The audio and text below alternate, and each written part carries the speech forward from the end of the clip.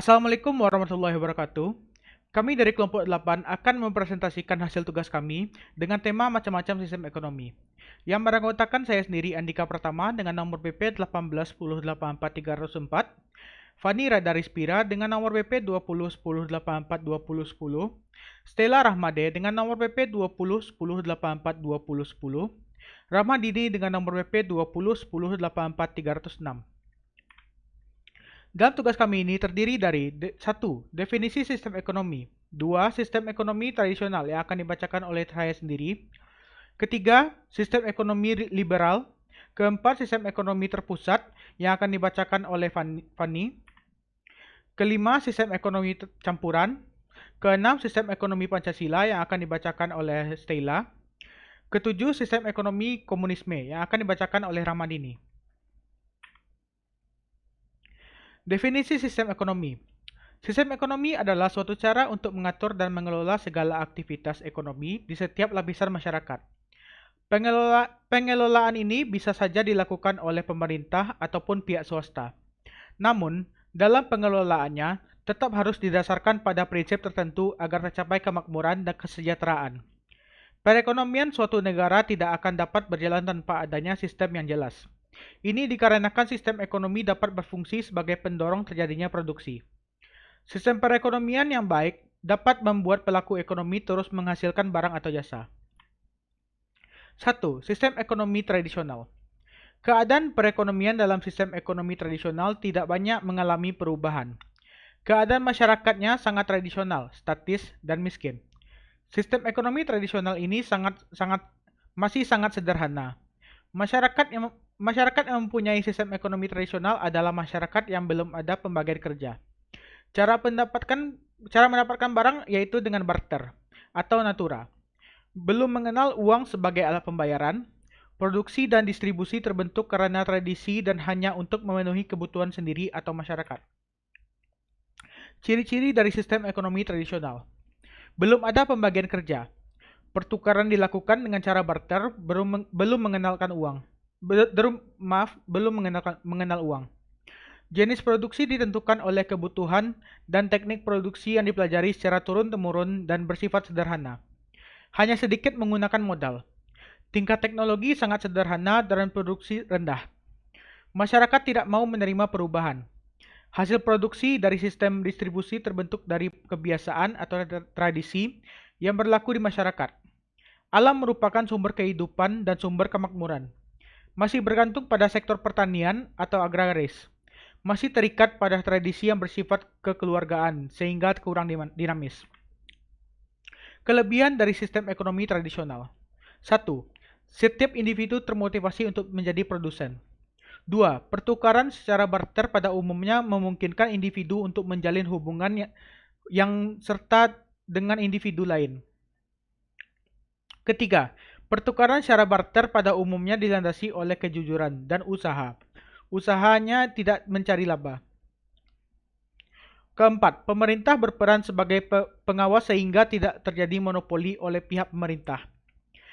Kelima, tidak terdapat kesenjangan ekonomi antara yang miskin dan kaya karena mendapat kecenderungan merata. Kelemahan sistem ekonomi tradisional. 1.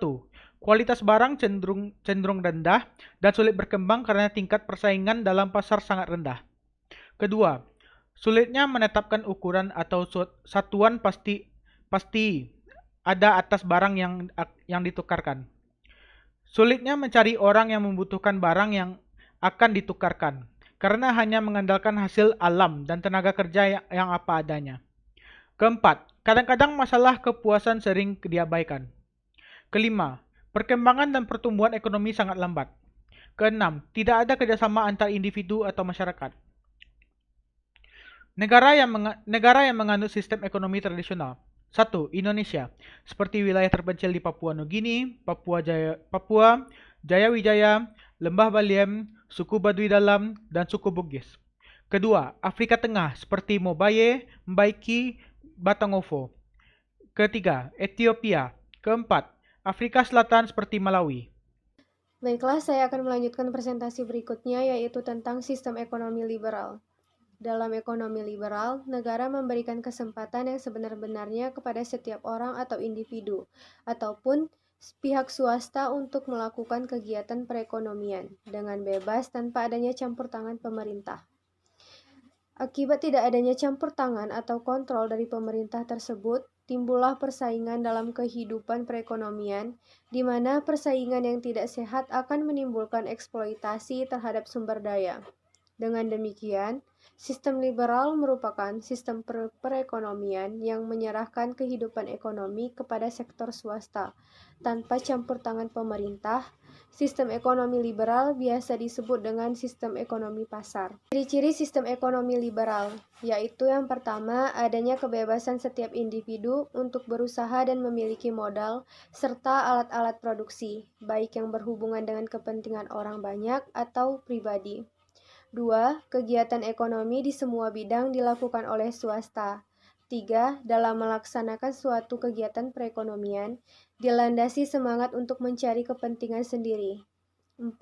Pemerintah tidak campur tangan dengan perekonomian. 5. Modal pemegang peran penting dalam kegiatan ekonomi. 6. Harga dan jasa ditentukan oleh permintaan dan penawaran. 7.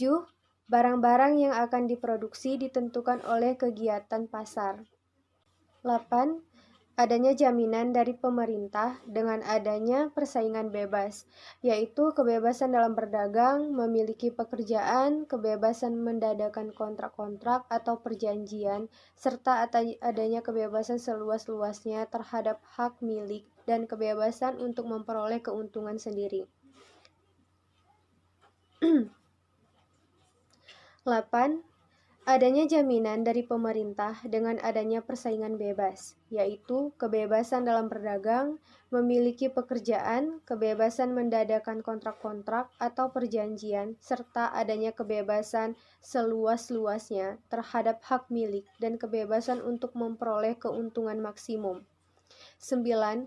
Setiap orang diberi kebebasan menggunakan barang dan jasa. 10. Terjadinya persaingan bebas antar pengusaha. 11.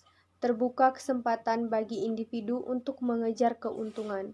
Sistem ekonomi liberal memiliki pro dan kontra, yaitu kelebihan dan kekurangan. Kelebihan sistem ekonomi liberal yaitu: pertama, dapat meningkatkan efisiensi dan kualitas yang diproduksi. 2. Adanya persaingan mendorong masing-masing individu berusaha untuk maju dan bertindak secara efisien. 3. Masing-masing orang bebas memilih pekerjaan yang ia sukai dengan kemampuannya. 4. Adanya produksi yang berdasarkan pada permintaan pasar maupun kebutuhan masyarakat. 5. Dengan adanya persaingan bebas, produsen cenderung untuk meningkatkan kualitas hasil produksi. 6. Kemungkinan pendapatan dapat ditingkatkan melalui usaha memaksimalkan keuntungan. 7. Pengembangan usaha yang dilakukan oleh produsen dalam memungkinkan terserapnya tenaga kerja yang lebih banyak. Kekurangan sistem ekonomi liberal yaitu: pertama, terdapat kesenjangan antara si kaya dan si miskin. 2. Menimbulkan monopoli. 3. Terdapat eksploitasi. 4. Pemanfaatan sumber daya alam sering tidak memperhatikan kelestarian lingkungan. 5. Munculnya praktik yang tidak jujur dengan tujuan mengejar sebuah keuntungan yang sebesar-besarnya, sehingga kepentingan umum dikesampingkan. 6. Persaingan dapat menimbulkan monopoli. 7. Pemerataan pendapatan semakin sulit dicapai. 8. Lebih sulit menghindarkan turun naiknya ekonomi sehingga krisis ekonomi lebih mungkin terjadi. 9. Memungkinkan tumbuh dengan suburnya sifat-sifat mementingkan diri sendiri. 10. Terdorong hasrat untuk mendapatkan keuntungan yang besar. Seringkali produsen mengabaikan syarat-syarat perburuan, misalnya mempekerjakan tenaga kerja di bawah umur, adanya pemerasan terhadap hak-hak manusiawi tenaga kerja. 11. Pemanfaatan sumber daya alam sering mengabaikan lingkungan. Negara yang menganut sistem ekonomi liberal yaitu Amerika Serikat, Argentina, Bolivia, Brazil, Chili, Kuba, Kolombia, Ekuador, Kanada, Meksiko, Nikaragua, Panama, Afrika Selatan, Paraguay, Peru, Uruguay, Venezuela, Costa Rica, Greenland, Puerto Rico, Suriname, Austria, Belgia, Kroasia, Ceko, Denmark, Finlandia, Senegal, Prancis, Jerman, Yunani, Italia, Hungaria, Islandia, Luxembourg, Rusia, Swedia, Polandia, Serbia, Spanyol, Ukraina, Selandia Baru, Mesir, Inggris, Swiss, Belanda, Norwegia, India, Iran, Israel, Jepang, Korea Selatan, Filipina, Thailand, Taiwan, Hong Kong, Singapura, Malaysia, Maroko, Kenya, Ghana, Tunisia, Mozambik, dan Malawi. 3. Sistem ekonomi komando atau sosialis. Sistem ekonomi sosialis adalah sistem ekonomi di mana seluruh kebijaksanaan perekonomian ditentukan oleh pemerintah, sedangkan masyarakat hanya menjalankan peraturan yang ditentukan. Sistem ekonomi terpusat ini berdasarkan 3. Sistem ekonomi sosialis atau komando. Sistem ekonomi sosialis adalah sistem ekonomi di mana seluruh kebijaksanaan perekonomian ditentukan oleh pemerintah, sedangkan masyarakat hanya menjalankan peraturan yang ditentukan. Sistem ekonomi terpusat ini berdasarkan pada teori yang dikemukakan oleh Karl Marx dalam bukunya yang berjudul Das Kapital tahun 1867. Jadi, sistem ini lebih bersifat memerintah karena campur tangan pemerintah di bidang ekonomi melakukan pembatasan-pembatasan atas kegiatan ekonomi oleh masyarakat.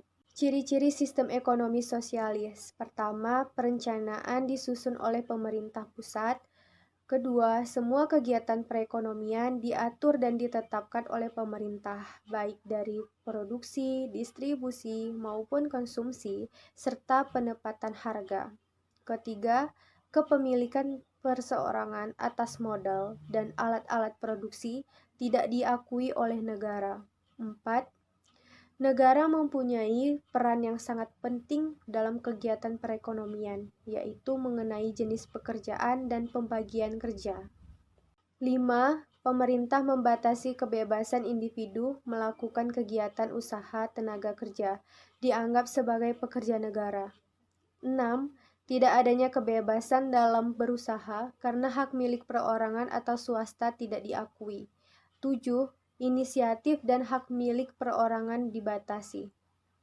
Sistem ekonomi sosialis memiliki pro dan kontra, yaitu kelebihan dan kekurangan. Kelebihan sistem ekonomi sosialis yang pertama, pemerintah dapat menentukan jenis-jenis produksi. Yang kedua, mudah mengendalikan inflasi. Ketiga, pemerintah mengatur distribusi barang-barang produksi. Keempat, pemerintah mudah melaksanakan pengendalian dan pengawasan.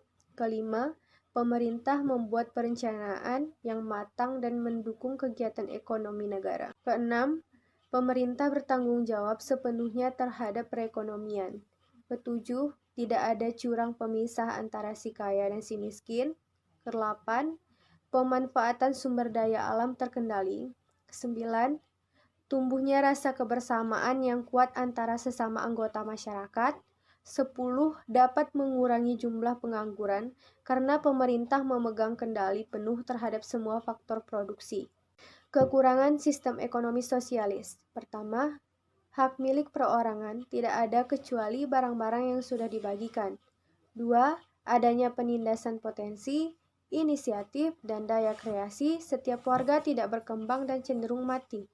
3. Bersifat materialistis, apa yang dikatakan oleh pemerintah selalu benar, sehingga rakyat wajib mematuhinya. 4. Dalam kegiatan perekonomian, pemerintah dan aparat menduduki posisi yang paling dominan. 5. Beban kerja pemerintah menjadi semakin berat. 6. Mobilisasi yang cepat dapat menyebabkan kurangnya kebutuhan masyarakat karena produksi yang dihasilkan tidak selalu didasarkan atas permintaan masyarakat. Negara yang menganut sistem ekonomi sosialis. Pertama, Tiongkok atau Republik Rakyat Cina. 2. Rusia. 3. Beberapa negara Uni Soviet. 4. Kuba, dan yang kelima Korea Selatan dan Korea Utara. Saya akan melanjutkan presentasi. Yang keempat ada sistem ekonomi campuran, merupakan sistem ekonomi gabungan dari sistem ekonomi liberalis dan sistem ekonomi sosialis. Di satu sisi, pemerintah ikut dalam kegiatan ekonomi, sedangkan di sisi lain, pemerintah memberikan kebebasan kepada rakyat untuk menjalankan kegiatan ekonomi. Tujuannya agar tidak terjadi penguasaan penuh terhadap suatu pihak. Ciri-ciri sistem ekonomi campuran. Yang pertama, adanya campur tangan pemerintah dalam kegiatan perekonomian. Yang kedua, pihak swasta sebagai mitra pemerintah. Yang ketiga, kolaborasi antara pemerintah dan pihak swasta cenderung menguntungkan semua pihak. Yang keempat, kegiatan swasta sesuai dengan peraturan pemerintah. Yang kelima, tenaga kerja biasanya sesuai dengan syarat perburuhan. Yang keenam, harga pasar dapat dikendalikan. Yang ketujuh, hak pribadi diakui asalkan penggunaannya tidak merugikan kepentingan umum. Negara yang memakai sistem ekonomi campuran ini adalah Indonesia, India, Filipina, Iceland, Swedia, Britania Raya, Perancis, Mesir, Maroko, dan Australia. Meskipun begitu, terdapat pro kontra mengenai sistem ekonomi ini, yaitu yang pertama, kelebihannya. Individu dan swasta diakui oleh pemerintah. B. Harga pasar terkendali. C.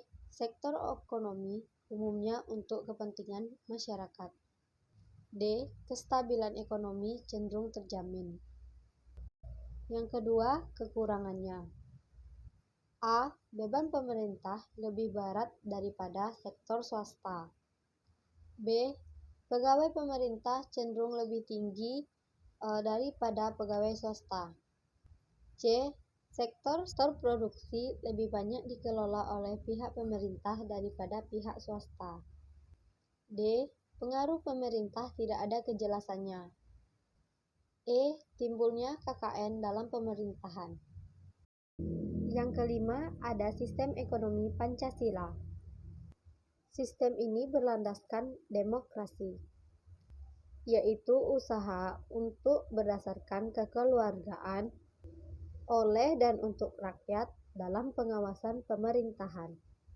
Negara yang menggunakan sistem ekonomi Pancasila adalah Indonesia, India, Filipina, dan Malaysia. Kelebihan dari sistem ekonomi ini yakni yang pertama, ekonomi berdasarkan azas-azas kekeluargaan. Yang kedua, hal-hal penting dikuasai oleh negara. Yang ketiga, kekayaan alam untuk kepentingan rakyat. Yang keempat, penyelenggaraan ekonomi berdasarkan demokrasi. Yang kelima, undang-undang mengatur tentang sistem perekonomian. Kelemahan dari sistem ekonomi ini adalah yang pertama, adanya sistem free flight liberalis, yaitu eksploitasi oleh manusia dan bangsa lain. Yang kedua, sistem etetisme, yaitu potensi daya kreasi berkurang akibat adanya aparatur ekonomi yang mendominasi. Yang ketiga, monopoli, yaitu pemusatan ekonomi pada suatu kelompok. Baiklah, saya akan melanjutkan presentasi berikutnya. Yang keenam, sistem ekonomi komunis. Sistem ini juga tidak fokus pada kepemilikan properti, pribadi, dan sisi langsung ke basis pasar bebas. Semua transfer dan sumber daya pada penagihan semua diatur oleh kerajaan atau negara. Orang-orang yang kontrol langsung yang dibenarkan pribadi sumber daya negara. Alih-alih sumber daya negara untuk orang-orang yang akan dibebankan oleh kehendak kerajaan atau negara. Ciri-ciri sistem ekonomi komunis. Yang pertama, segala hal berkaitan dengan sistem ekonomi harus dilakukan bersama-sama. Tidak diperbolehkan adanya perusahaan swasta karena semua instansi adalah milik pemerintah atau negara. Yang kedua, sumber daya ekonomi merupakan milik negara. Yang ketiga, semua keputusan mengenai harga, jenis, dan jumlah barang diatur oleh negara. Yang keempat, Semua masyarakat adalah pegawai bagi negaranya. Yang kelima, negara mengatur jalannya komunikasi dan transportasi. Yang keenam, instansi produksi dan pabrik-pabrik dimiliki oleh negara. Yang ketujuh, pendidikan gratis untuk semua anak di sekolah umum. Pendidikan selaras dengan kebutuhan industri produksi. Yang kedelapan, semua hak kepemilikan pribadi dihapus untuk memenuhi hak kepemilikan publik. Yang kesembilan, semua pengangguran dipegang serta dijamin oleh negara. Adanya pro dan kontra tentang ekonomi komunis.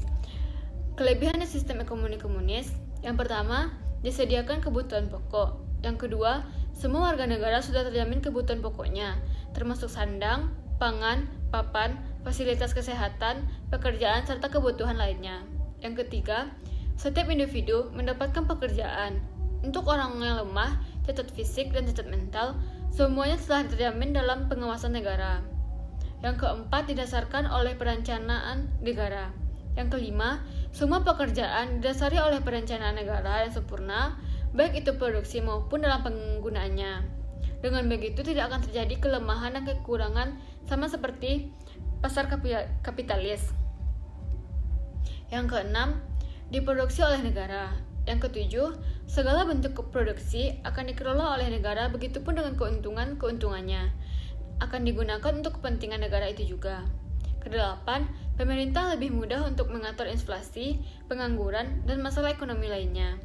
Yang kesembilan, pemerintah akan turut campur langsung dalam pengendalian inflasi, pendistribusian, sehingga akan jarang terjadi krisis ekonomi.